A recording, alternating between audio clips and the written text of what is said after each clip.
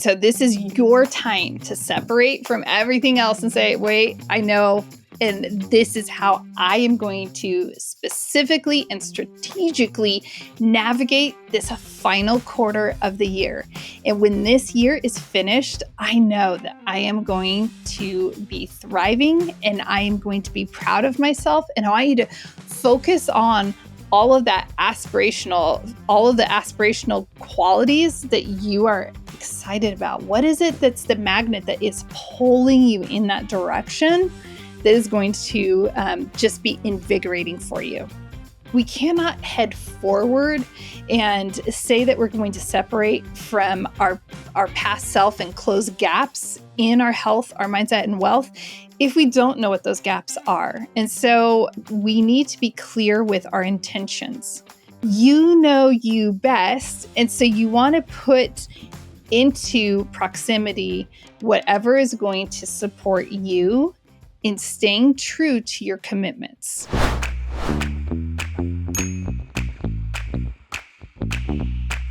Welcome back, or welcome to the Conscious Investor Podcast. This is the show where we talk about health, mindset, and wealth building strategies.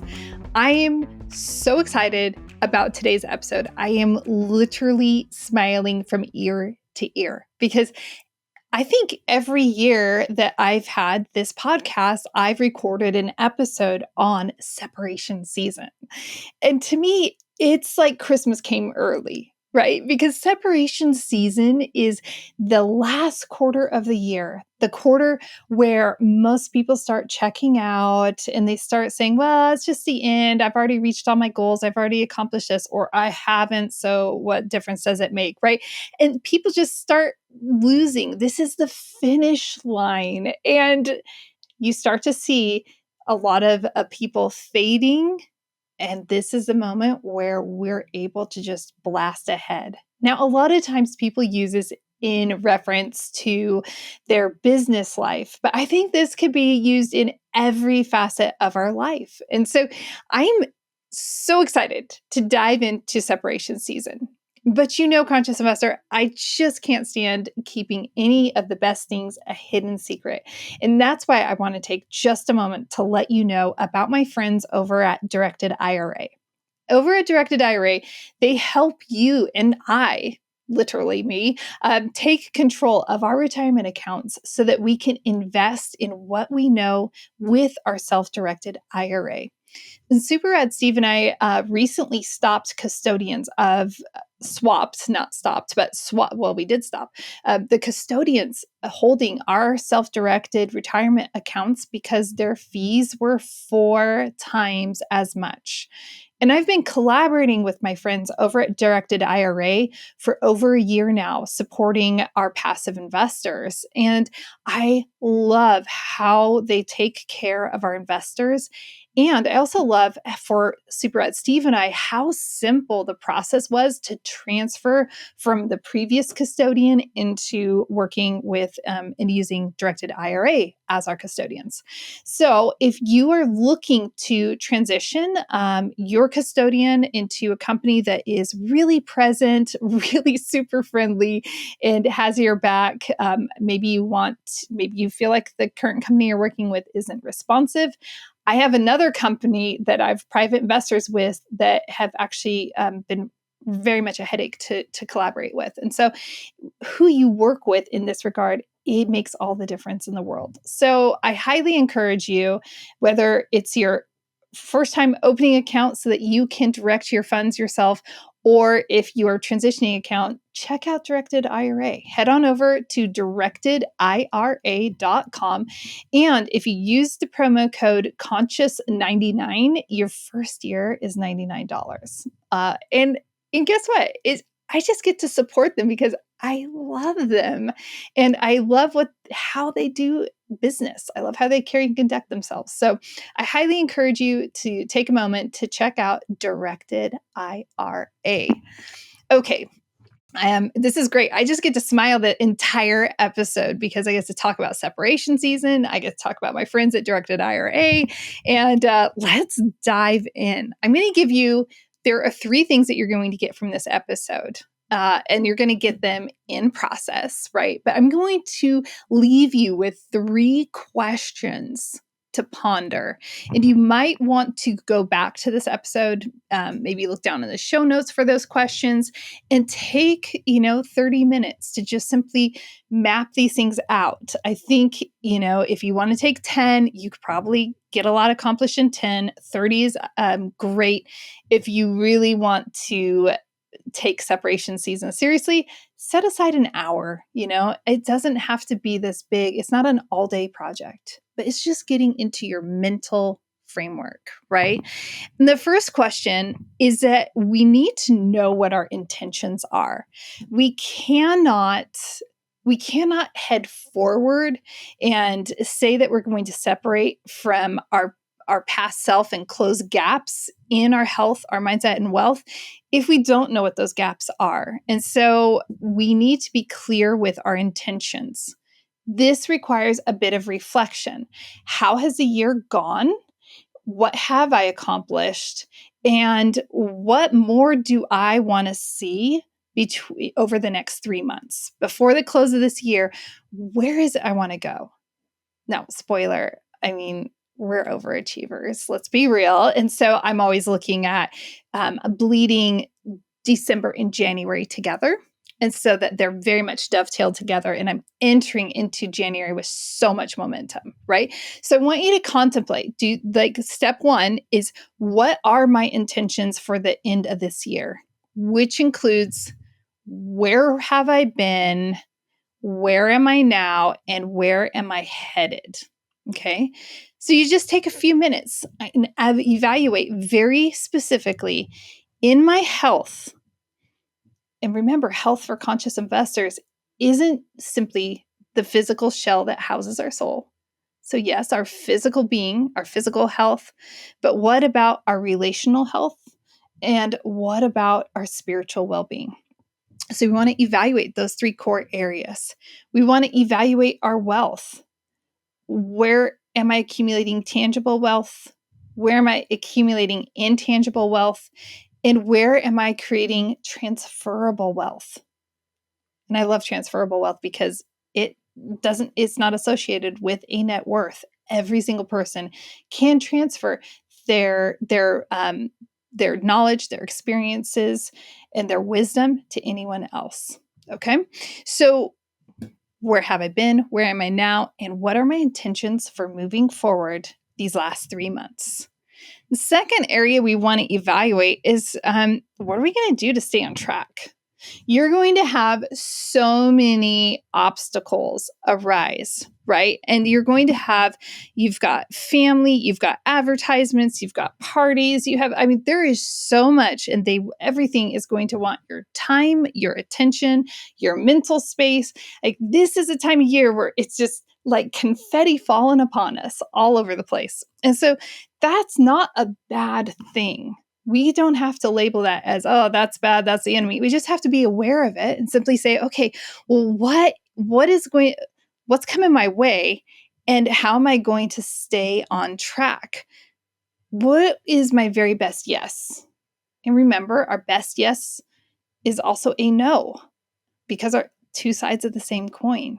When I say no, I'm actually saying yes to something else. And so we want to know, what am I doing to stay on track? We've already determined where we're going. We know that there's going to be an influx of distraction coming our way. And so what is it? What's the plan and the strategy for staying on track? Am I going to double down on my routines? Am I going to open up more white space in my schedule strategically so that I know I have buffer space to go and enjoy and do these things? Am I going to table some projects that I don't see being completed? Or am I going to double down on those projects and knock them out? So we want to understand what is going to move the needle for us. And this is really for us as individuals. And so no one can answer this but ourselves, right? And so we want to say, what does that look like? How do I want to feel at the end of this year? when 2024 is done and we are in the first moments of 2025, what is it that would fill my heart and make me feel so satisfied because I accomplished that? Maybe that is I spent more time with my family, because in the past, maybe I haven't spent enough time with my family around the holidays. And so now that's been the priority, and that's filling my heart because I'm pouring into them. Maybe it's setting some clear boundaries in your work environment. Now, I'm not going to take on that next investment project. In fact, I've very specifically deliberately done this. I offered one investment at Christmas some years back, and while that was a successful investment and it was all successful, that's great. At the same time, it was a distraction around the holidays. And I committed, I'm not going to ever do that again. I want to be fully present, not distracted, because I will be distracted. I think it's so much fun when we have investment opportunities, and that will totally take my attention because of how I'm wired. So for me, it would be, oh, that'd be so great to have another investment. And I understand how I operate. Therefore, I want, and I know that I want to have these relationships nurtured specifically through these holidays. Therefore, I'm going to say no to that opportunity so that I'm saying yes to my family. So, understanding what is driving you is really critical. You might make some health choices. Maybe you're going to set a very clear intention of I'm not going to be drinking at the holiday parties, or I'm only going to have one drink, or I'm only having one sweet dessert at the get-togethers, or I'm right. So you can even start being strategic about what is going to keep me on track. Like, okay, my intention is this with my physical health. What will keep me on track? Do I need to talk to my spouse and say, hey, can you just remind me before we go? Or do I want to just remind myself? Do I want to have myself step on a scale and have to face that every single day just to keep me accountable? You know you best. And so you want to put into proximity whatever is going to support you in staying true to your commitments. So far, we've done 2 out of the 3. We've been clear about our intentions because we've reflected on where we were. We know where we are. We have an inventory and we know where we're headed. We are now clear as to, okay, what is my plan to stay on track so that I can achieve those intentions. And then finally, this is something a lot of people don't talk about, and that is, how will I navigate the discomfort? Let's say, for example, and I don't think this is actually as big of a deal anymore because there's a greater movement, but there could be that, how will I navigate the discomfort of not having a glass of wine or a cocktail or a beer or whatever at the holiday gatherings? How am I going to navigate how they ask those questions, the discomfort of that? Is that going to be uncomfortable to me, or am I going to be fine with that? Like, thinking these things through in advance. It's a lot easier to, and socially acceptable, I guess, to say no to a dessert these days because, like, everybody has their special dietary restrictions, that are unique to them. However, there is likely going to be some discomfort. And maybe you're going to have a project that is going to require more of your attention because maybe, for example, I'm working on my book. That's going to be demanding on my time. And so I'm likely going to be saying, as I have been, very much saying no to a lot of fun things with friends. I might have to face that discomfort of saying no to some other fun opportunities. Maybe I want to have more time for my family because I know I'm not going to have as much time in general. And so I need to be strategic about how I'm planning that so that I'm not having to deal with a lot of negative self-talk in my head. And I'm not going to have to deal with the emotions that might arise from the choices that I've already pre-decided for my life. Everyone is going to be jockeying for you.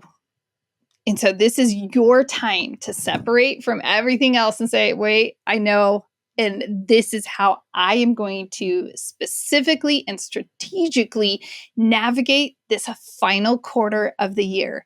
And when this year is finished, I know that I am going to be thriving and I am going to be proud of myself. And I want you to focus on all of the aspirational qualities that you are excited about. What is it that's the magnet that is pulling you in that direction that is going to just be invigorating for you? Once again, short and sweet, conscious investor. Here's one thing you definitely need to add to your calendar. You need to add the Conscious Investor Growth Summit. The dates are March 6th through 9th. So it's really all day, the 7th, the 8th, and half day, the 9th. That on the 6th, evening welcome reception, because I know what it's like to travel to and from North Idaho, and I want to welcome you with a lot of hospitality. The gorgeous Coeur d'Alene Resort right there on the water. We're going to nurture our health. We will have a cold plunge. We are going to have a special hike for VIPers.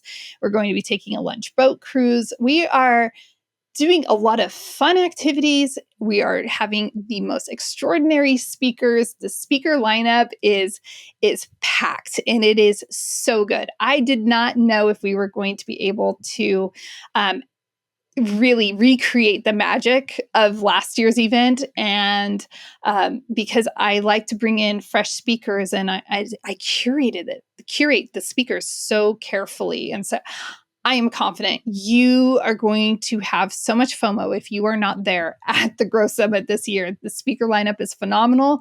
The excursions are phenomenal. And the attendees, I already know, are going to just be through the roof phenomenal.